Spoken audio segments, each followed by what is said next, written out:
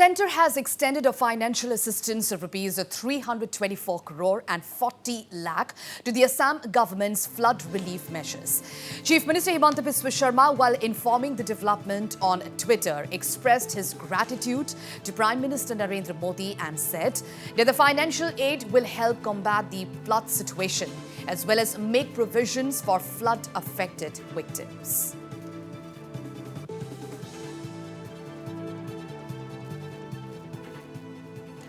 Meanwhile, the flood scenario in the state continues to be serious in certain places, even though the situation has overall improved. 20 districts still reeling under floods in Assam. Over 96,000 people are affected by it. Meanwhile, 266 relief camps are still operating in the state.